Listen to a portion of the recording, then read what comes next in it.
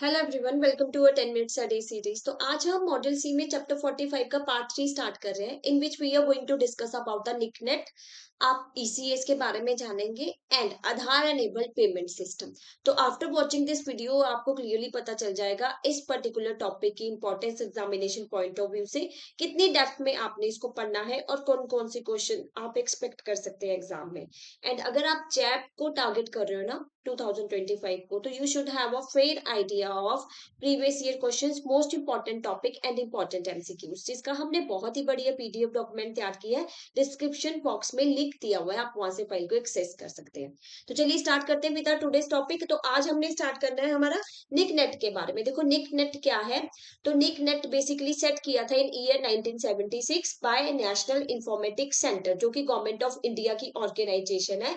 निक basically ये क्या करता है कि गवर्नमेंट की वेबसाइट्स बनाना, गवर्नमेंट को डिजिटल और आईटी सर्विसेज देना, वो काम होता है आपका नेशनल इंफॉर्मेटिक सेंटर का।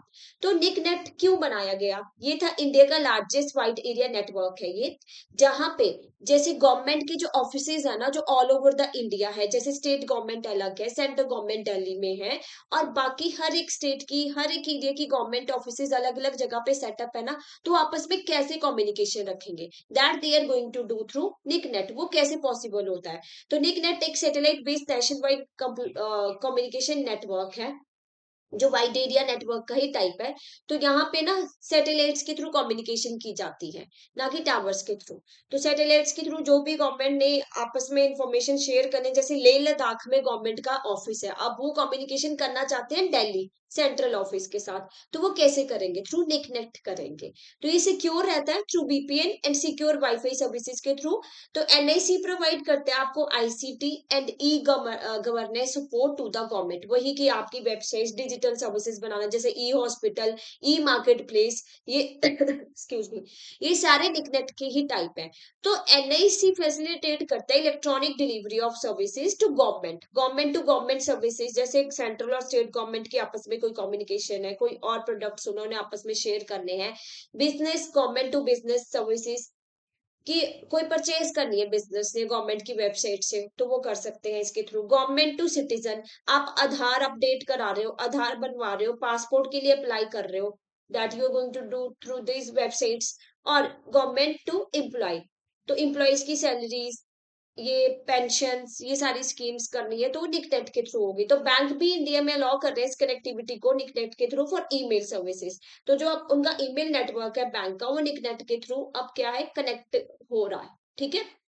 अब नेक्स्ट है हमारा इलेक्ट्रॉनिक क्लियरेंस सर्विसेज। ये क्या होती है? देखो, जो भी ट्रांजैक्शन पीरियोडिक और रेपिटेटिव इन नेचर है ना, वो ईसीएस के थ्रू की जाएंगी। जैसे बल्क पेमेंट, ये आपने ध्यान रखना है, यहाँ पे एक वर्ड बल्क पेमेंट होती है। जैसे डिविडेंड डिस्ट्रीब्यूट करना है, आप कोई इंटरेस्ट पे कर रहे हो, आप सैलरी पे कर रहे हो, पेंशन पे कर रहे हो आप, और आप telephone bill, electricity, water dues, ये सब कलेक्शंस कर रहे हो, तो वो होगी आपकी ईसीएस के थ्रू। कि बार बार वहां पे डिटेल्स नहीं डालनी, एक ही बार 500 एम्प्लॉयज की सैलरी को क्रेडिट करना है ईसीएस के थ्रू। ये नेफ्ट भी यूज होता है। ठीक है।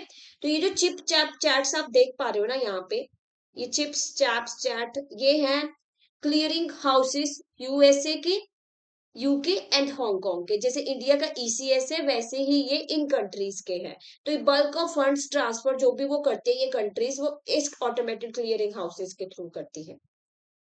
नेक्स्ट है हमारा आधार एनेबल्ड पेमेंट सिस्टम। देखो आधार एनेबल्ड पेमेंट सिस्टम क्या है कि रूरल एरिया में, मान लीजिए जो रूरल एरिया में लोग रहते हैं, उनके पास सपोज एटीएम नहीं है, उनके पास बैंक अकाउंट है जो कि लिंक है आपका आधार के साथ, आपके पास आधार है अपना। अब आप पैसे विड्रॉ करना चाहते हो, पैसे सेंड करना चाहते हो, कोई और इंक्वायरी करना चाहते हो अपने अकाउंट की, तो आप कर सकते हो। कैसे? एक माइक्रो एटीएम होना चाहिए, पॉइंट ऑफ सेल टर्मिनल होना चाहिए, बिजनेस क्रॉसपोर्टेड के थ्रू, या बैंक मित्रा जो रूरल एरिया में अपॉइंटेड होते हैं बैंक की साइड से, जो रूरल लोगों की हेल्प करते हैं, जिनको इतनी नॉलेज नहीं होती कि सिस्टम पे काम कैसे किया जाता है, कैसे आप कैश विड्रॉ करोगे। तो इसके लिए क्या होना चाहिए, आप एक तो केवाईसी प्रोवाइड करोगे, आपका न्यू अकाउंट ओपन होगा, आधार नंबर उसका लिंक होना चाहिए बैंक अकाउंट के साथ। फिर उसके बाद क्या होता है, आपकी आधार सीडिंग होगी, 1-2 मिनट का टाइम होता है कि आधार अपडेट हुआ वहां पे, फिर आप ट्रांजेक्शन कर पाएंगे। उसके लिए माइक्रो एटीएम चाहिए, आपको अपना आधार नंबर याद होना चाहिए, बैंक नेम पता होना चाहिए, अपना नाम और बायोमेट्रिक्स। फिंगर स्कैन के through.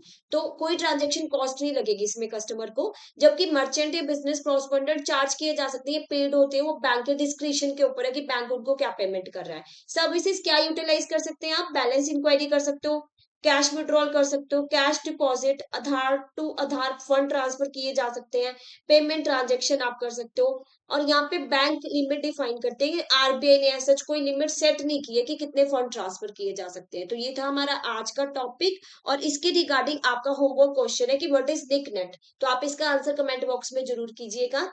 Next, ECS is primarily used for, ECS किसके लिए यूज होता है? What could be the answer? Credit card payment के लिए यूज होता है, एटीएम विड्रॉल्स के लिए, bulk payment and receipts, foreign exchange and transactions. तो right answer is bulk payment and receipts, तो C is the right answer.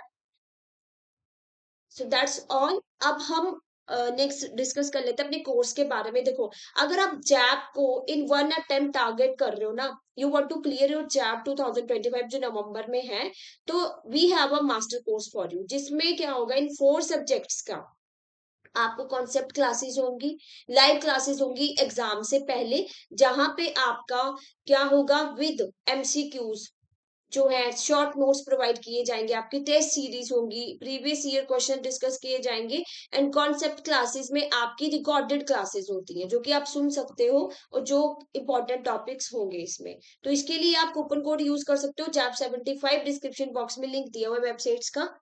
In further if you have any doubt, any query, तो आप इस number पे call कर सकते हो और मेल भी कर सकते हैं, hello@edutap.co.in। Thank you so much.